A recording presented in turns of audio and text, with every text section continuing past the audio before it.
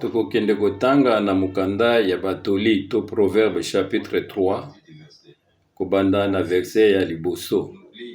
Mwana na ngai kobosa na mateya na ngai te, motema na yo etosaka mibeko na ngai, pamba te yango ekobakisela yo mikolo ebele, bomoi ya molai pe ya kimia. Kotika makambo ya boboto pe ya bosembo te, kanga yango na kingo lokola mayaka, koma yango na kati ya motema na yo. Boye okozala moto ya bolingo pe ya mayele na miso ya Nzambe pe ya miso ya bato.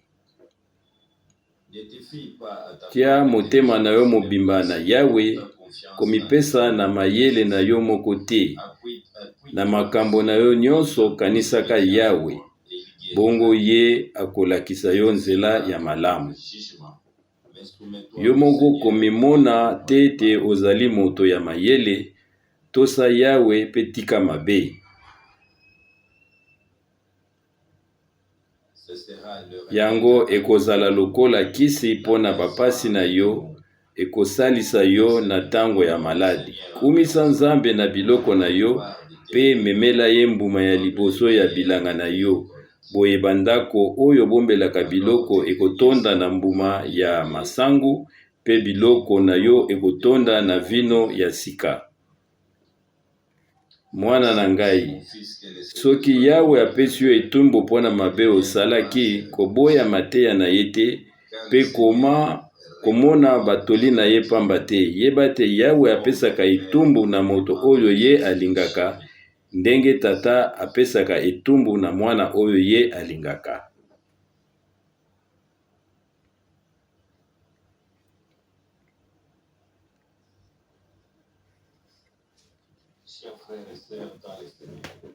Bandeko basi pe mibali kati na nkolo, ngai pe ndeko France na pesi bino mbote lokola kouta na mboka o na Jiris. Nazali kolakela bino nyonso tina suka ya mokili mapamboli oyo eleki kouta na Nzambe. Toyebi biso nyonso ke sango malamu oyo ewuti na Nzambe yango etindameli bobele baponami. Na ba oyo nyonso bazali kozela boyeyi ya nkolo, pe amema biso elongo na ye kuna na nkembo na ye. Biso tozwi ngolu munene kaka tosolola likolo ya sango malamu oyo, kasi nde tokoki kotatola sango oyo ya lobiko ezalaki na ebandeli. Proclamer le message divin originaire du salut.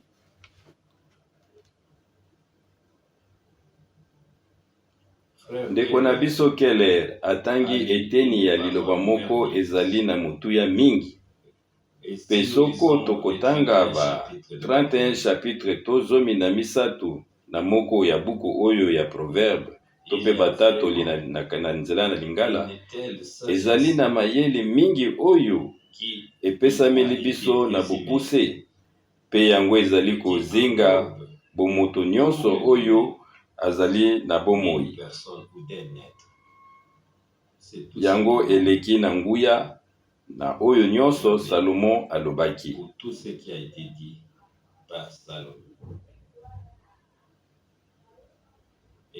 Ata pe mokonzi oyo ya mwasi ya mboka Saba asimbamaki na kati na ye mobimba.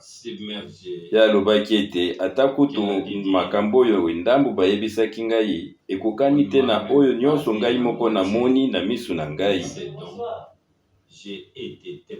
Sasa yipe biso tokokende kokota na mozindo ya makomi. Pe biso nyonso tokoki lisusu kutanga na bandako na biso mula makambo mokanda ya Jeremi, pe to bomba yango na mitema na biso. mpo na Il ngai s'agit esengeli d'apporter komema sango malamu oyo ya lobiko na à lingomba l'Église du Nouveau Testament. Et vous ya savez boyokani na sika tobengi Nouveau Testament les mpe premiers dons de kokamwa l'esprit na koyoka ete qui est likabo ya mentionné liboso ya molimo oyo ekomami ezali mayele et la sagesse. oyo euti na Nzambe.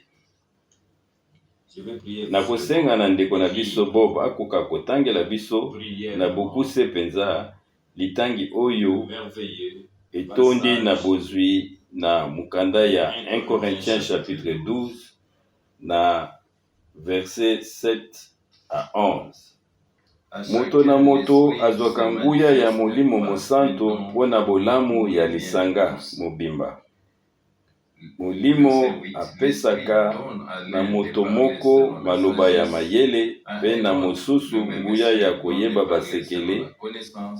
Molimo wana se moko apesaka na moto mosusu bondimi mpe na mosusu nguya ya kobikisa bato ya maladi.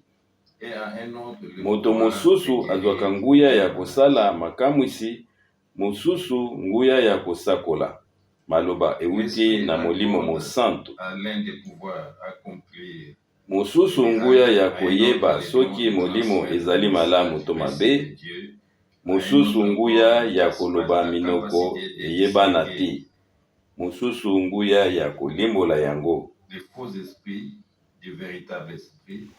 L'un donne la possibilité de parler en des langues inconnues et à un autre la possibilité d'interpréter cela. C'est le seul. Kasi makambo nyonso wana ezali molimo se moko moto asalaka yango. Ye akobelelaka moto na moto ndenge ye moko alingi. Tika ete nkombo na nkolo na biso ekumisama. Molimo moko wana kaka. Molimo wana nde ezali kosala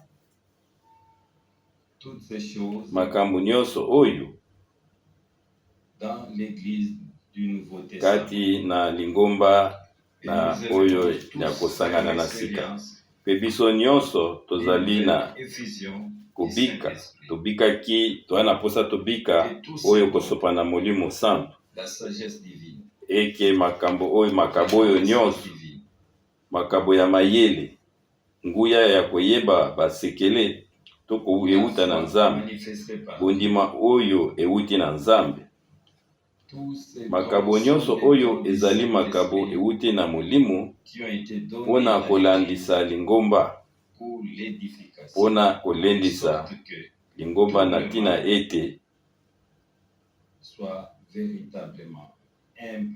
biso nyonso tokoka kozindama vraiment na molimo na Nzambe. Lokola biso toyokaki yango na litangi ya ebandeli, basololi na tina ya maloba ya mayele kouta na Nzambe, yango ememelaki ngai na makanisi koyebete mayele euti na Nzambe, yango epesamelaki na lingomba. Et soyez honnêtes, tokoka koloba oyo ezali sembo. Nous avons tous biso nyonso de la sagesse divine. toya na posa ya mayelo Et la euti epai na connaissance Nzambe divine. mpe na boyebi euti na Nous Nzambe. n'avons besoin que Biso toya na de posa ce kaka qui vient de Dieu. na makambo euti epai na Nzambe Tout ce qui nous est propre oyo ezali ya biso moko, n'a pas sa place dans les royaumes yango de Dieu. ezali na esika kati na bokonzi na Nzambe te, mpe tokoki kotika yango na bandako na biso. Sur le fait que tous les dons de l'esprit Na tina ete oyo nyonso ezali makabo na sont Nzambe conduits, itoyeba ete opérés yango ememami mpe esalami kaka mpe dans l'église na kati na par lingomba l'esprit de na Dieu. nzela ya molimo na Nzambe.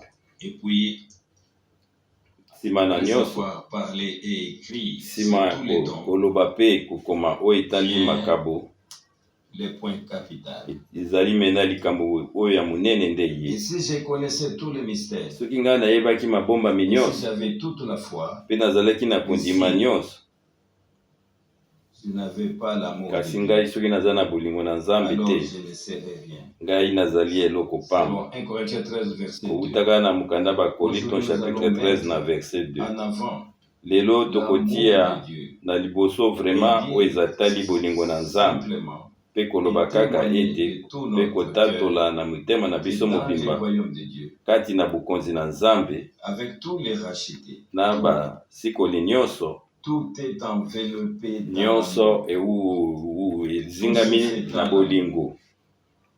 Là où il n'y a pas l'amour Epai divin, nini bolingo na Nzambe ezali te, là Dieu n'y est pas. wana mpe Nzambe azali te. Nous Natina na allons yango lire quelques passages tokokende kotanga ndambo ya makomi ya Biblia oyo ezali na motuya mingi koye na epitre oyo na Yohani brièvement mpe na bokuse vraiment nous y référer. biso tokosola na ntina na yango bandeko basi mpe mibali Ceci est le temps oyo ezali ntango de la pleine ya kozongisa nyonso ezalaki na lingomba ya ebandeli, dans l'église makabo nyonso ya molimo mpe mbuma nyonso ya molimo nyonso ebongi ezonga tout ndenge ezalaki na ebandeli. doit revenir tel que cela était au commencement. Et alors, kaka nde biso même le monde reconnaîtra soki tosaleli ndenge wana mokili ekoyeba ete le vrai biso enfant tozali de Dieu. vraiment bana na Nzambe na Nous solo avons de l'amour soki les bakokuta uns pour les bolingo autres. kati na biso moko likolo na bamasusu. Quelques passages bibliques. Tokotanga lisusu mwa ndambo na makomi. Nous Na disons mokwanda ya de 1 Pierre chapitre 1 na verset peto ya lo ya 14 liboso na 1 chapitre Pierre 14 na verset 1 16. à partir du verset 14. 1 Pierre chapitre 1 verset 14 à Je 16. lis le verset 14. Tokotanga na verset 14. Obéissez à Dieu Botosa Nzambe et ne vous conformez mpe pas bokoka au désir kotambola que vous lolenge aviez na autrefois, mokili oyo te ndenge tozalaki bato oyo ya kala quand vous étiez encore wana ignorants. biso tozalaki nanu kati na mokili. Ça, c'est une exhortation Oyo ezali lilendisi moko qui nous makasi concerne mpe etali biso sans nyonso, exception. etali mokolo te to mwana te, Que nous puissions consacrer mpe nos vies biso au tokoka Seigneur, kopesa bomoi na biso na nkolo na ntina ete tout renouveler akoka kozongisa nyonso kati na biso des hommes mpe asala biso bato oyo na nzela na ye la faveur de Dieu. ye alingi akoka komonisa bolingo na ye kati na biso. Ezali ntina na yango nde tozali kobika na ntango oyo na ngolu. Na ntina yango ekomami ete na ntango na lobiko nkolo ye ayaki na kosalisa biso kotalola 1 Corinthiens 13 verset 2 pona ete tomituna eske Nzambe vraiment ayaki kosalisa biso to nini asali kati na biso to epai na ngai tokoka koyamba ngolu na Nzambe. Tokotanga susu na verset 15 kasi bino bozala basantu na misala na kotambola na bino nyonso lokola Nzambe yabengi biso ye azali mosantu.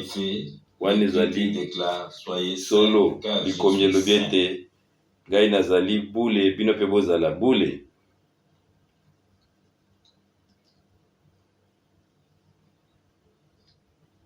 Loué et glorifié tika ete kombo na nkolo na biso ekumisama dans toute votre conduite, na kotambola na biso pas nyonso, seulement les dimanches, ezala kaka mokolo na yenga te mais aussi dans wana la vie ntango tozali kokende kosambela kasi na bomoi na dans biso toute nyonso, votre conduite, na kotambola na biso nyonso vivre de manière tokoka kobika agréable na lolenge moko ezali kosepelisa être Nzambe, trouvé dans la volonté de Dieu. tokoka kokota vrema kati na posa na Nzambe. Ne nous contentons Na pas ntina ete tozala kaka baoyo bazali kosepela te na que nous kotatola sommes nés de nouveau, ete biso tobotami et tout sika, est devenu nouveau, ete nyonso ekomi sika, mais qu'il en soit kasi véritablement ezala ainsi, vrema solo que nous ke puissions makambo wana vivre la vie ezali de notre kobikama Seigneur kati na grâce. biso na nzela na ngolu na Nzambe. Et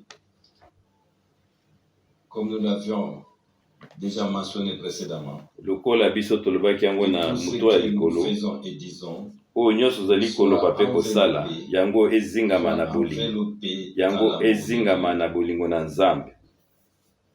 Nous lisons de 1 Jean chapitre 2 Tokotanga lisusu na mukanda ya Yohani chapitre 2 verset 10 à 11. 1 Jean chapitre 2 verset 10 à 11. Celui qui aime son frère oyo alingaka ndeko na ye dans la lumière. ye azali kobika kati na pole mpe kati na ye eloko ekoki komema ye na mabe ezali te. Wana mpe biso tozali koloba amena. Celui qui aime véritablement oyo son vraiment frère azali kolinga ndeko na de ye manière sincère et honnête, vraiment na kati ya solo nyonso il n'y a pas d'occasion de chute. kati na ye eloko ya kokweyisama eza Voit te. quelque chose en son frère ata moni eloko moko ya mabe kati na ndeko na ye et l'amour wana triomphera. kolimbisama mpe bolingo nde ekolonga mpe kolimbisama mpe ngolu Accorderont yango la ekolandana victoire par grâce. ete Amen. molulu elonga ezala katikati Continuons kouta la na lecture. ngolu na ngolu tokoba kotanga Le verset 11. wana tozwi de 1 verset Jean 11. chapitre 2.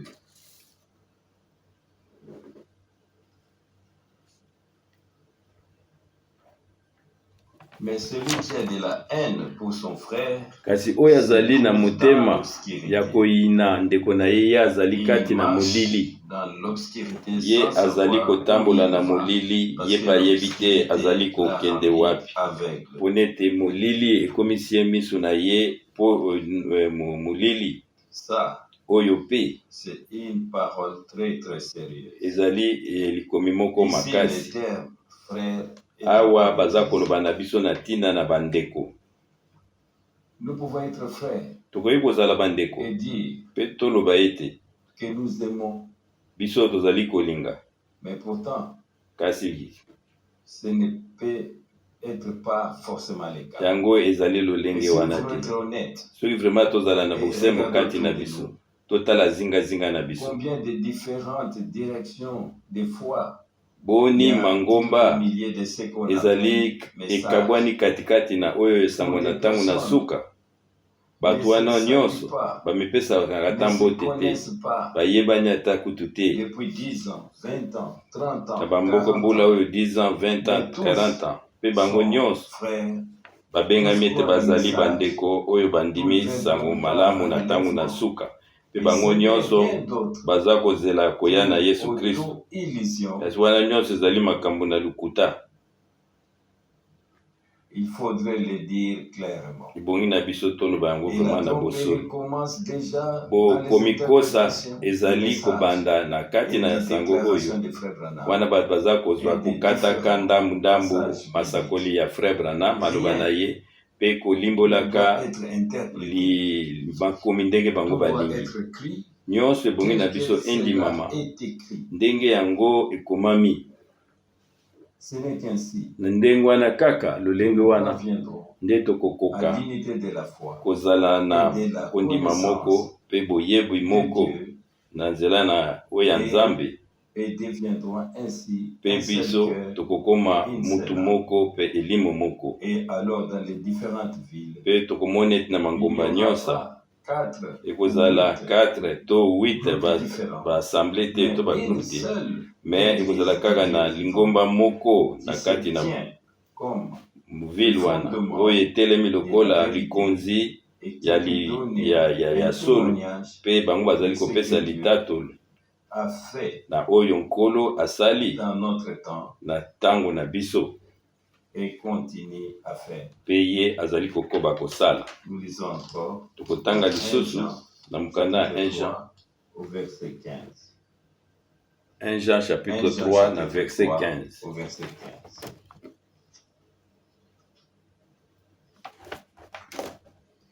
Quiconque a de la haine pour son frère oyo est un nyonso meurtrier. alingaka ndeko na ye te ye Or, vous azali savez mobomi qu'aucun meurtrier nde ekomami n'a de ete place en lui pour la motu vie nyonso azali éternelle. mobomi azali na esika nde na bokonzi na Nzambe ezali te. Comme possession permanente. Amen. Toyeba ete oyo Cette parole bolingo molimo oyo soki ezali na yango eza oyo evandi katikati no mpo na libela récit biso mpe toyeba ete de la vie toyambi éternelle. bomoi na seko Mais kasi Si nous n'aimons pas le Kasi frère, soki biso tolingi bandeko te, mais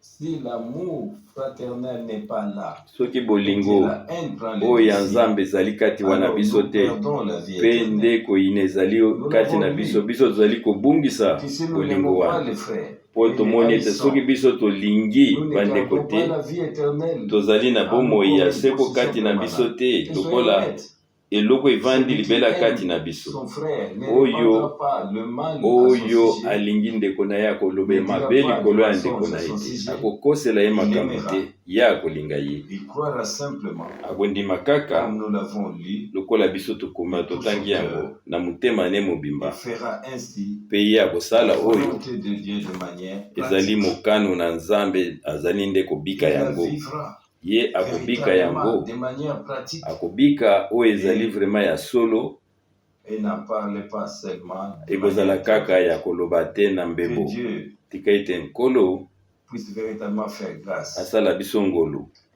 Que l'appel à sortir soit authentique. ete kobengama oyo Nzambe abesi biso ezala ya solo, mpe kondima na biso ezala ya solo, mpe bobotami ya nsima ezala ya Que le Seigneur solo, nous a donné soit authentique. mpe maloba nyonso Nzambe apesi Que biso tout ezala ce bomoi ya qui solo nous a kati na été biso. donné par Dieu, Oyo nyonso Nzambe apesi et biso, comme je l'ai déjà dit, lokola ngai nalobaki yango, soit enveloppé dans nyonso l'amour. ezingama kati na bolingo na Nzambe. Nous lisons de 1 Jean chapitre 4, Tokotanga na Yohani chapitre 4, 1 Jean chapitre 3 au verset pardon, 11. 1 Jean chapitre 3 na verset 11 et 1 Jean 12. chapitre 3. 1 Jean chapitre 3 verset 11 à En 12. effet, voici les messages que vous avez entendus dès le Nde commencement. oyo boyokaki depuis Aimez-nous ebandeli, les uns les autres. tolingana moko likolo na Verset basusu, 12. Ne soyez tozala te pas lokola Kayin qu'il appartenait au oyo grand azalaki modèle, oyo nauta na Et moyini pourquoi mpe alingaki ndeko na ye te. Me mpo na nini ye alingaki ndeko na ye Parce te? que les actions de Pona ete Caïn misala ya étaient Kaina mauvaises, ezalaki tandis que celles mabe, de son frère kasi étaient oyo justes. ya ndeko na ye ezalaki malamu. Cette parole aussi Oyo mpe liloba oyo doit nous aller tous ebongi ete droit au cœur. ekende vraiment na mitema na Il ne biso. suffit pas seulement de parler de l'amour. Ezali kaka te koloba na ntina bolingo, Comme l'avertissement sérieux a été donné ici, lokola ndenge bapameli biso awa, n'aimez pas à la manière de Caïn. tokoka kolingana ndenge na Kaina te. O ndeko na ngai, Quelle chose oyo eloko mabe oyo oyo encore aujourd'hui parmi ezali les croyants. katikati na bandimi.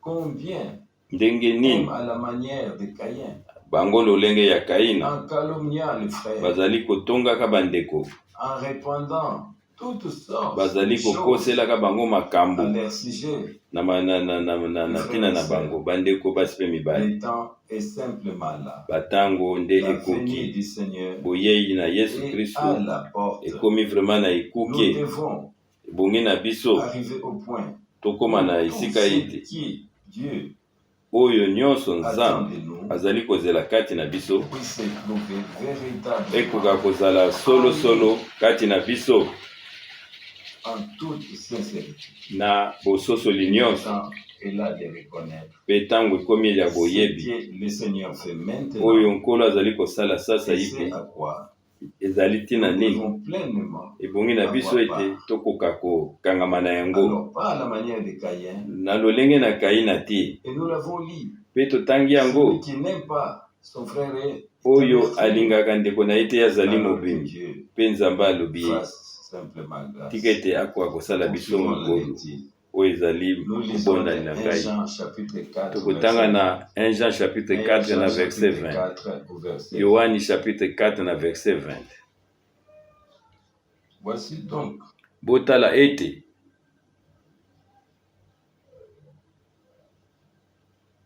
si quelqu'un dit soki moto moko alobi j'aime Dieu, ngai nalingi son Nzambe, frère, kasi azali koyina c'est ndeko un na ye, meurtrier, ye azali c'est un mobomi, menteur. ye azali Car mokosi. celui qui n'aime pas Mpona son oyo frère alingi qui le ndeko voit na ye te oyo azali komona, ne peut certainement ye akoki kolinga Nzambe te oyo ye azali komona te.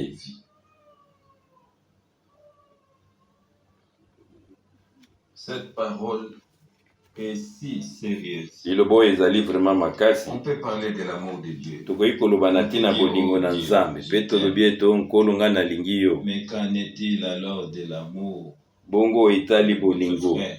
na bandeko. Comment pouvons-nous? Ndenge nini tokoki koloba ete Et ça qui se trouve le mot certainement. wana nde ezali likambo ezali ete solo solo Aimer Dieu qui mutu moko akoki kondima Nzambe oyo amoni ayebi mona nanu te son frère soki alingaka ndeko na ye oyo alingaka ndeko ne te oyo azali komona. J'ai simplement à cœur, Ngai naza kaka na motema, simplement eu à cœur nazwaki kaka na de lire ce motema passage biblique ya kotanga qui makomi touche oyo ezali kosimba véritablement la chose makambo oyo et qui entend à nous dire à tous mpe oyo ezali afin kolobela que biso nous nyonso puissions nous examiner. na ntina ete tokoka komitala Et qui biso veut me dire, j'aime Dieu, olobi ete ngai nalingi Nzambe il n'a plus de communion avec son kasi frère yo na pendant bandeko 20 na ans. yo bozali kosangana te Et il ne dit 20 que ans. du mal. kaka yo olobaka mabe ya bandeko na yo. Tout cela n'est qu'un mensonge Nyonso trompé. wana ezali kokosama Et se tromper soi-même. wana ezali C'est komikosa yo réellement moko. être la pire des choses. ekozala eloko ya Notre pasi retour de ntango Jésus Yesu Christ Kristo notre Seigneur. akoya. Je vous prie, Nazali kobondela bino ou je prie pardon à Dieu, to ngai nazali de kobondela vous Nzambe donner à tous, apesa à babino tous les nyonso frères na et bandeko sœurs, nyonso dans le basi na monde mibali entier, na mokili la mobimba grâce d'aimer Dieu ngolu sincèrement, ya kolinga Nzambe na mitema na bango mobimba. d'aimer sincèrement chaque frère, Tolinga chaque sœur, bandeko nyonso de même que nous ne pouvons rien dire. lokola tokoki koloba mabe ete likolo na De Nzambe la même manière, na nous lolenge ne pouvons moko pas dire de tokoka mal koloba d'un mpe frère ou mabe d'une sœur. na ndeko moko ya mwasi Que to ya nous mobali soyons te, véritablement enseignés de kasi Dieu. biso nyonso tozala baoyo bateyami na Nzambe mpe bango ye nde aza kotambwisa La biso. sagesse divine, Wana c'est mayele la na Nzambe yango ekomonisa kati na les biso dons de l'esprit. mpe makabo na molimo Comme nous l'avons dit, lokola biso 1 totangaki yango Corinthiens chapitre 12, na 1 ainsi Corinthiens que le fruit chapitre de 12 l'esprit, la Galates chapitre mpe na 5, oyo ezali bambuma molimo kuna na Galate suivant la chapitre 5. littérature. Tika tokoba na litangi Nous lisons des Colossiens chapitre 3, tokotanga verset na 14. Colossiens chapitre 3 na verset 14. Mais par-dessus toute chose, Kasi na nyonso revêtez l'amour, tomilatisa na oyo ezali qui est la bolingo perfection. yango nde ezali boyokani na oyo ezali bonzambe mpe biso tolobi amen na ntina Revêtez yango. l'amour, Tokoka qui kolata est le bolingo lien, oyo qui ezali est la koyokana perfection na divine. bonzambe. Alléluia. Alleluya. Et seul Kaka nde ce qui est parfait y a. oyo ezali bule yango nde ekokota na nkembo. Kaka Ceux nde qui sont véritablement baoyo prêts, bamilengeni na lolenge ya bosolo ils y seront. bango nde Et bakozala c'est na pourquoi nous nkembo. devons Na mettre ntina na yango tozali l'accent kobeta sete sur ces choses na makambo oyo avec le plus grand mpe sérieux, na bokebi afin que nyonso nous soyons tozala libota véritablement un moko peuple oyo bien solosolo préparé, bien bamibongisi disposé. mpe Nous bamilengeli. ne parlons pas seulement Tozala des kaka te sages, baoyo bazali kosolola na ntina ya sango oyo na ntango na mais nous sika, avons compris kasi que c'est le tosolo ete message divin du kasi salut oyo que nous liloba portons na lobiko et que euti na Dieu Nzambe oyo tozali komema veut tout révéler. ete nkolo alingi komimonisa nyonso kati na Frère biso dit, Amen. ete bomoi oyo ya solo ekokoka komonisama mpe tolobi amen. La nouvelle vie divine, Bomoi oyo ya sika afin que la volonté oyo euti na parfaite, Nzambe juste elingi komonisama na ntina ete puisse mokano na s'accomplir nkolo oyo ezali ya solo à travers emonisama ekati na C'est pour biso. cela que nous sommes Na ntina na yango mis à nde la tozali disposition na de Dieu. batotyami na maboko na Nzambe na ntina epe toloba ete tika ete mokano na yo esalama, Ta volonté soit faite tika ete mokano au oyo travers de esalama l'Église. na bandeko nyonso na kati na lingomba. Fais-nous Sala ete makambo nyonso ezala ya sika kati na biso, et alors kaka na lolenge nous allons wana de l'avant avec le tokokende Seigneur. liboso na nkolo na Nous biso. lisons de Colossiens chapitre 3, Tokotanga mpe verset biso na 15. mokanda ya Colossiens chapitre 3 na verset 15. Et la paix de Christ, Mpe tika ete kimia na nkolo à laquelle na nzela nini vous avez été appelés, oyo biso tobengami un seul corps, tokola règne mutu dans moko vos cœurs yango ekunza biso et soyez pe reconnaissants. tokoka kozala Amen. bato oyo bazali Que na la paix de reconnaissance. Christ Tika ete kimia na règne nkolo dans vos cœurs ekunza mitema na biso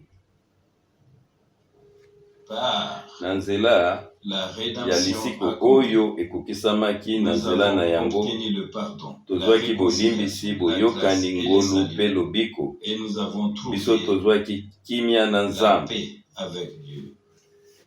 Et la paix de Dieu Tika ete kimia na nzambe oyo eleki mayele na bato ekoka kongunza mitema na biso pe ekunza mitema na biso pe na botamboli na biso pe na manso oyo baposa na biso na tina ete baposa na biso koka kozala oyo ezali malamu lokola ekomami ete bozala na baposa moko ezalaki na Yesu Kristo selon Ephésiens 2:5. balingami basi mpe mibali ezali na makomi oyo kati na Biblia ebongi na biso totia bokebi mingi oyo tokoki kobosana te. ebongi na biso tomitala liboso na Nzambe mpe toloba nkolo na biso molingami sala kati na ngai oyo nyonso ezali na bosenga na tina ete nazala oyo akoki ntango kelelo ekoyokana mpe mongongo na kelibo ekoyokana wana yo kozonga nazala oyo amibongisi mpe nazala elongo na bandeko na ngai mosusu. nazali koyebisa bino ebongi na biso tosolola kaka tina ya sango mpe momemi sango mpe tokoka kosangana na Nzambe mpe na liloba na ye.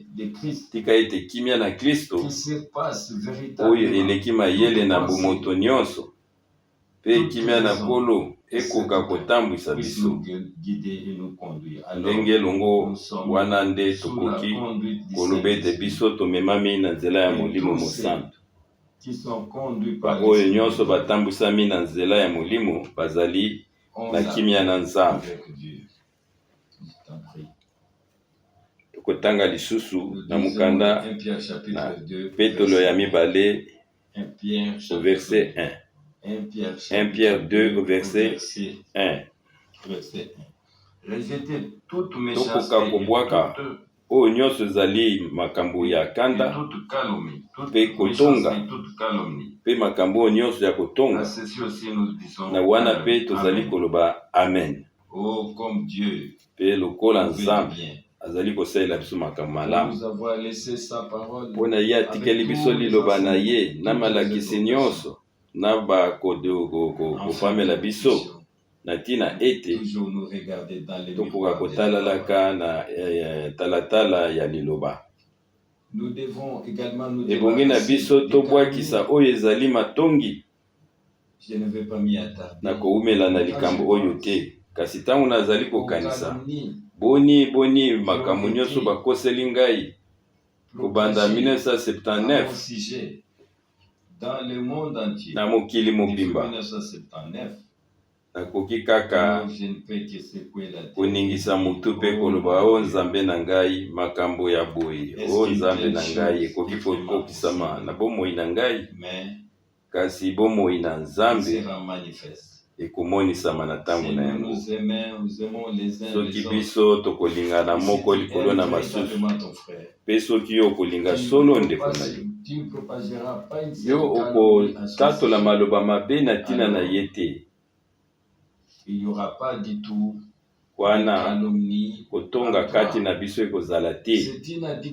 oyo ezali ndenge bato bazali kobika na mokili oyo kasi makambo wana ya matongi ekoki kozala te kati na bandimi ya solo. bonge na biso tobwakisa oyo bomoto ya kala mpe tolata bomoto na sika oyo akelemi kolandisama na boyengebeni mpe bosantu ewuti na Nzambe. na ntina na yango tozali kozingisa Nzambe akoka kobondela Nzambe apesa biso ngolu ete makambo oyo ekoka kokokisama na bomoi na biso. tokotanga lisusu na 1 Corinthiens chapitre 4 na verset 6. 1 Corinthiens chapitre 4 na verset 6.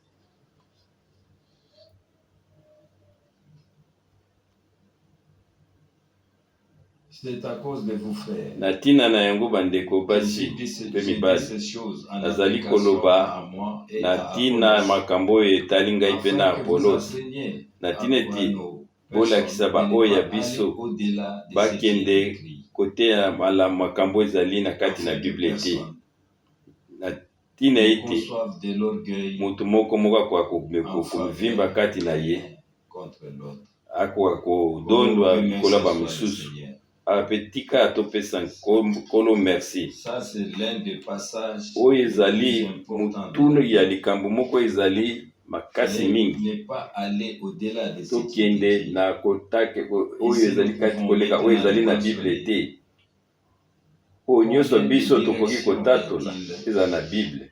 Tala boni bato bakabwani bango nyonso oyo akie na lingomba oyo na liboko oyo parce que bango babosani makomi yango nde ekaboli biso yango nde esali biteni esalama kasi soki biso tokoki koloba kaka oyo ezali kati na Biblia tokozala motu moko kasi soki moko alobi na ndenge na ye boye okuna aza koteya boye okuna boye ezali nde kuna kokabwana nyonso ezali koya kouta mpe nazoyebisa bino ntango ekoki oyo nakoki koloba na bino na bandeko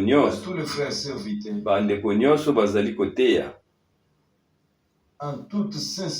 na bosembo nyonso na pamela bino na kouta na kombo na Yesu Kristo bomitala bino moko bokende koteya koleka oyo ezali kati na Biblia te mpo neti kosambisama na Nzambe kokozwa bino mpe baoyo nyonso oyo bino bobungisi mpo neti baoyo nyonso bazali kokende koleka na oyo ekomami bazali kobungisa bamisusu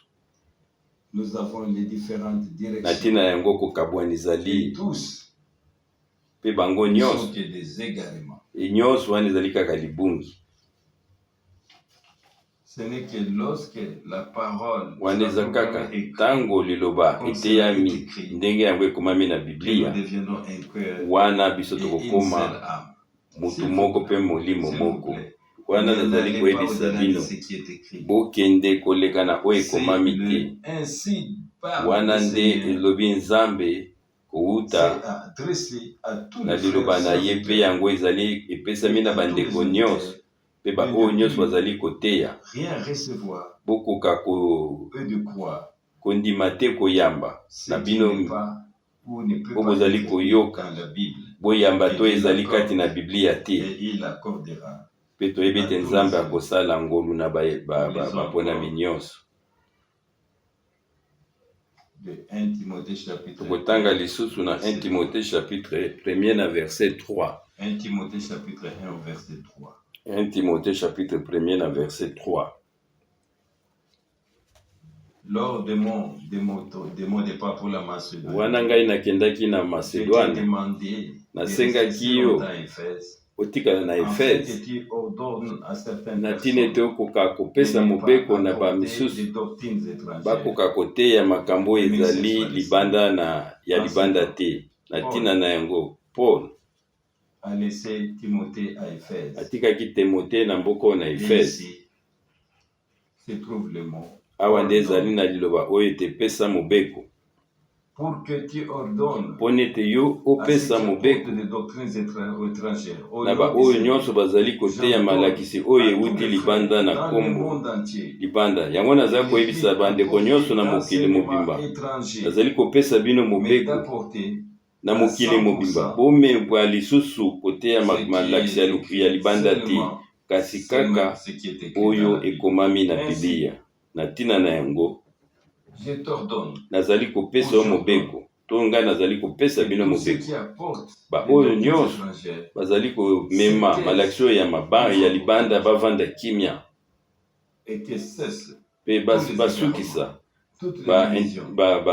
kokabwana nyonso na ntina ete komema bato na ndenge mabe mpe biso nyonso mikitisa na se na makolo na Nzambe mpe na liloba na ye et tozonga tozala bomoto moko pe molimo moko. Utiliser ces mots. Wana Paul Ordonne. akukai koloba ngai napesi mobeko Je dois ngai pe également le faire. nazali koloba yango lolenge moko na kombo na Yesu Au Kristo. nom de Jésus-Christ. Na kombo na Yesu Kristo nazali kopesa bino mobeko na bandeko Dans nyonso le monde entier. na mokili De ne mobimba plus bokoka komema lisusu te d'enseignement étranger. malakisi ya libanda oyo ezali Ça, c'est na Biblia yango te ainsi dit yango nde le elobi Seigneur nkolo dans sa kowuta parole. na liloba na ye. Je vous prie. Nazali Je kosenga vous bino prie à cela.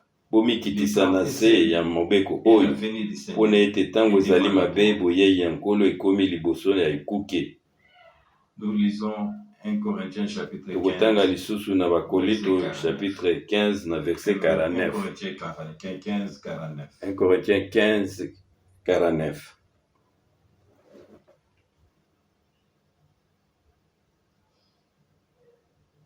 Et de même, Pe que nous lolenge avons moko porté en nous l'image biso terrestre, tolataki oyo nous ezali na porterons nzoto aussi biso mpe l'image du tokolata céleste. elingi ya molimo. Remercié soit le Seigneur. Topesaka nkolo matondi. Notre Seigneur Nkolo na biso est venu semblable à nous. akomaki lolenge moko na biso na ntina ete biso mpe tokóma lolenge moko na ye Lors de la na résurrection. nzela ya Nous lisekwi sommes kati na reconnaissants bakufi. pour tous les passages Biso tozali kozongisa matondi mpo na makomi nyonso oyo apesi biso. et les derniers. Tokotanga Nous lisons Hébreux chapitre na mokanda 10. ya Hébreux chapitre Verset 10 35 na à verset 37. 35 à 37. Hébreux chapitre 10. Hébreux verset 10, 35 à 37. N'abandonnez Bokoka kobwakisa pas te votre joyeuse assurance oyo elikya à bozali laquelle na est yango attachée une epai ni grande bino rémunération, bokangami car kulifuta vous monene avez ezali besoin de mpona ete persévérance, bino boza na posa ya koyika afin qu'après avoir makasi si mpona ete accompli la nsima na bino volonté de Dieu, bokokisi posa na vous nzambe obtenez bino mpe ce qui vous bozwa a été promis. likabo oyo oyo Verset 37. elakamelaki Car biso il reste en effet, mpona etikali ntango moke ntango moke vraiment alors wana ete viendra celui qui Akoya. doit venir. oyo alakelemi Il biso ne tardera pas. mpe ye akowumela lisusu te. Après l'accomplissement de la nsima ya volonté, kokokisa mokano na nzambe il m'est très difficile ezali mpo na ngai de pasi faire cette makasi remarque. kotelemena likambo oyo Mais kasi il m'a été demandé basengaki ngai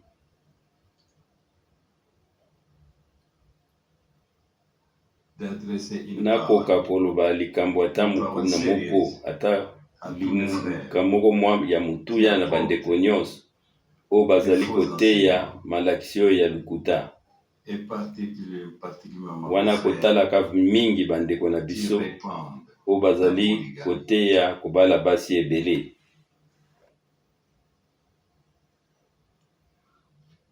C'est difficile ezali pour moi, pasi mpo na car ngai je ne sais pas mpo ete classer nayebi des esika frères. ya kotia bato oyo te na N'ont-ils jamais lu la molongo. parole? eske bango liloba ekomelaki bango te? Dieu le Seigneur nzambe ekolo na biso a-t-il créé asalaki ou formé deux ba ou trois eve Èves mibale to misato pour Adam? mpo na adamu? Non, ezali ndenge wana te. il a formé une seule. ye asalaki kaka eve moko. Notre Seigneur n'a pas dit nkolo na dans biso Matthieu alobaki 19, te na mokanda ya l'homme Matayi quittera 19 son père et verset sa 5 mère et ete moto s'attachera à sa akotika femme. libota na ye mpe akotika papa na mwasi mama na ye mpe akokangama na mwasi na ye. balobi na basi na ye te kasi na mwasi na ye. N'avons pas tous les biso passages nyonso bibliques qui totangaki nous makomi disent wana te exactement, oyo ezali kosolola na ntina ya libala et c'est pourquoi na ntina na il yango. faut aussi dire tokoki lisusu koloba ete na mbala moko na suka à tous vraiment ses frères na bandeko wana nyonso avec certitude na kopamelaka et bango avec menace mpe na kopamelaka qu'ils bango seront punis bango devant bakosambisama Dieu mpe et bakokweyisama qu'ils ne liboso pourront na avoir nzambe aucune part mpe bango à l'enlèvement bakozala na biso parce te na qu'ils ont konetola apporté mpona ete de bango faux enseignements. bamemi malakisi ya lokuta. Que voulez-vous, frères, bino bandeko na biso ya afrike vous qui propagez cette bolingi doctrine? nini bino oyo bozali koteya Voulez-vous coucher makambo avec deux ou oyo trois femmes? bolingi na bino ka kobala bika basi mibale to misato bobungi si molimo na bino nini ekomeli bino bozongela liloba solo nayebi te kasi ebongaki kaka nakoka koloba ta likambo moke na banzi nyonso mabondeli na ngai te Nzambe asala ngolu. Tokoki lisusu kotanga makomi misusu ezali kati na Biblia na tina ya libala. Mibali bolingaka basi na bino lokola alingi lingomba pe basi bolinga botosaka mibali na bino selon Ephésiens 5:22-25. Tokoki kotanga yango nyonso. Tokoki kotanga makomi wana nyonso ezali kati na Bible. Kasi nazongeli yango lisusu pe nazali kopesa mobeko na bandeko nyonso po bazali koteya malakisio ya mabe bostika kasi soki bokoteya kaka ezali katikati na Biblia wana ezali oyo ye alobi kouta na liloba na ye. Na bokuse tokoki koloba ete na liloba oyo ya ebandeli ndeko na biso Keller aponaki lilobo ya chapitre 3 ya Proverbe. Pe biso tososoli ete ezalaki na mutu moko te awa na se oyo po azalaki mayele koleka Salomo. Wana batoli apesaki wana mayele ye ezalaki katikati na ye. Wana batoli ya ndenge na ndenge apesaki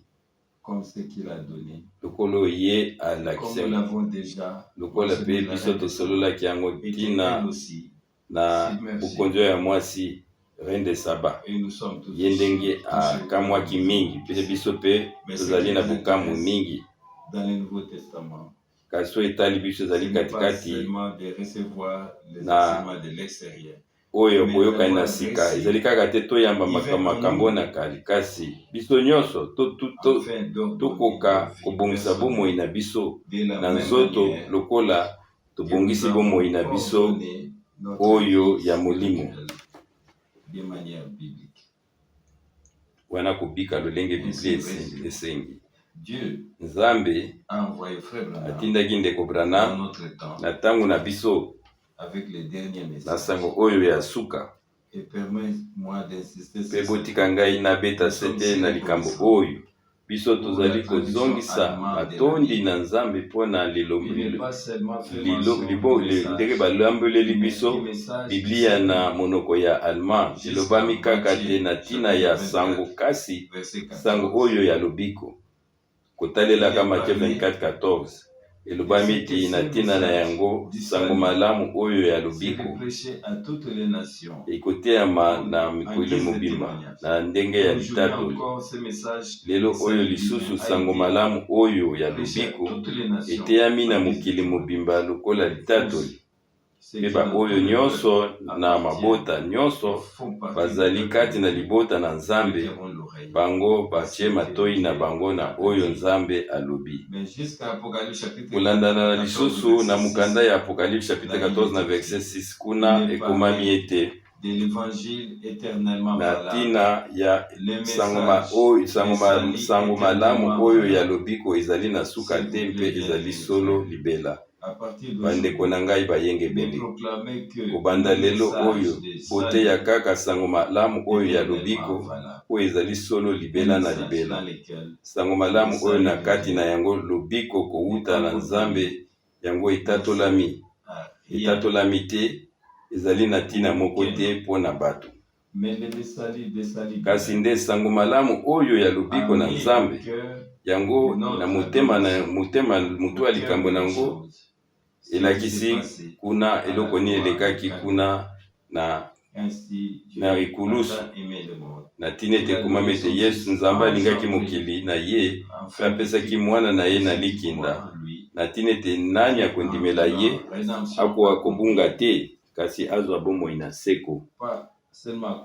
Kaka kondima na nzela ya mbebo lokola nzambi ezali kotatola Yesu Kristo te yango ekoki te kasi kondimela Yesu Kristo oyo azali akokisa lisiko akokisaki lisiko na biso na nzela ya makila na ye kuna na ekulusu ya Golgota kuna tolobi amen.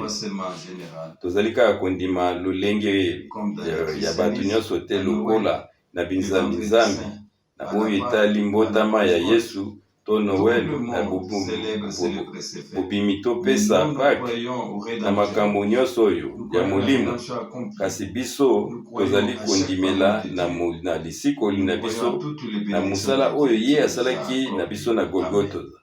Tozali kondimela liloba nyonso ya Nzambe mpe tozali kondima mapamboli nyonso abombeli biso na makambo ya boyisike Nzambe akopesa biso nyonso te tozali na motuya na ntina yango Nkolo atindaki ndeko Branham na sango oyo na Nzambe ya ebandeli ya lobiko oyo ekolandisa boyei ya mibale ya Kristo. Pe Nkolo asali elongo na ngai nsima ya kufa ya ndeko na biso Branham mpona komema sango malamu ya lobiko kowuta na Nzambe na mokili mobimba. Pe moto moko te akoki kowangana, bato nyonso bayoki, pe moko na moko akoki kozwa decision na ye. Lokola Jean-Baptiste ayebaki makomi nini oyo ezalaki kokokisa makati na ye. Que ce soit Malachie, chapitre 3, na verset 1. Que ce soit Malachie chapitre 4, verset 6. Na verset 6. Eteni ya liboso. Première partie.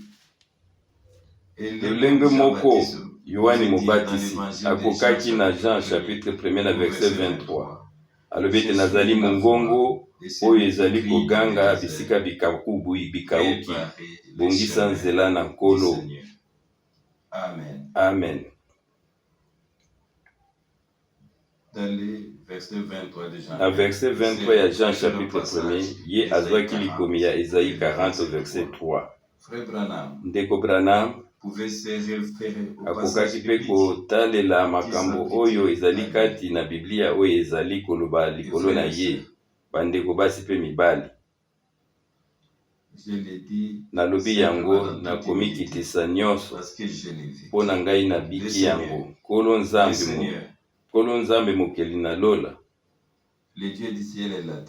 akililola mpe na se alobelaki ngai boye, mosali na ngai, ntango na yo mpo na engumba oyo ekomi na suka, na kotinda yo na bangumba mosusu mpona osakola liloba na ngai. Liloba na ngai azali koyebisa bino, bokoyoka mongongo lisusu kuna na lola oyo ezali solo kowuta na Nzambe. Na ntina na yango nazali ata na boyokani moko te na baye nyonso bazali koteya malakisi ya lokuta. Ngai nateyi kaka liloba na Nzambe. Na lolenge moko wana Nkolo alobaki na ngai, naponi yo kokokana na 2 Timothée chapitre 4 mpona ete yo koka koteya liloba na ngai. Mpona ete ekomami ete tia ya liloba bato ezala koyoka to bayoka te, mpona ekokoma na ntango moko mateya oyo ya libanda ekoteyama. Kasi botika nalobela bino na pole nyonso na kati ya malakisi nyonso oyo ya mabe, lilakisi ya solo ewuti na Nzambe mpe eteyami. Yango oyo nyonso bazali ya Nzambe bakoyoka mongongo na Nzambe mpe bakomikitisa na yango. Nakoki lisusu kobakisa kobika oyo nabikaki na ndeko Branham.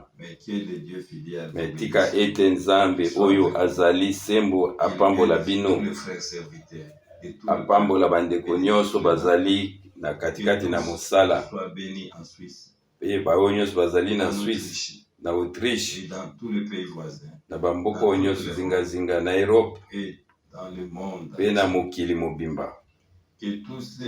Baoyo nyonso bazali kati na lingomba oyo mwasi na libala ya mwana na mpate bamibongisa entendu dans les lokola biso toyokaki yango na litangi ya suka. le 10 verset 37. Na mukanda Hebelo chapitre 10 na verset 36. Wana etikali na biso tango muke ye azali koya pe akoumela te. Nous n'attendons pas en vain. Tozali kozela pamba te. Nous attendons les retours. Tozali kozela boyei na Yesu Kristo. Et nous attendons. Tozali kozela kwete à ce que cela s'accomplisse. yango ekokisama na tango na biso. Pone te bilembo na tango yango ezali kosolola na pole nyonso. Quand vous verrez toutes ces choses. Tango bokomona makambo oyo nyonso. Botelemisa mitu na bino mpona libiko na bino ya nzoto ekomi pembeni. Kotalelaka Luc 21-28. Bandeko balingami oyo bazali kosala kati na liloba bopambolama na lipamboli na Nzambe na nguya nyonso. Bozala botosi bozongela liloba pe bino nyonso bandeko basi pe mibali bino oyo bozali kati na lingomba ya mwasi na libala. Nzambe apambola bino pe apesa bino ngolu na ye na tina ene pi biso nyonso tokoka kobika bobongisi na biso po ekomami ete mwasi ya libala na ye amilengeli kokoka na Apocalypse 19 na verset 6 à 7. Tika ete lilendisi ya lelo ebongisa biso mpona kokutana na mobali na libala. Bopambolama na kombo na Yesu Kristo kolo na biso. Amen. Amen.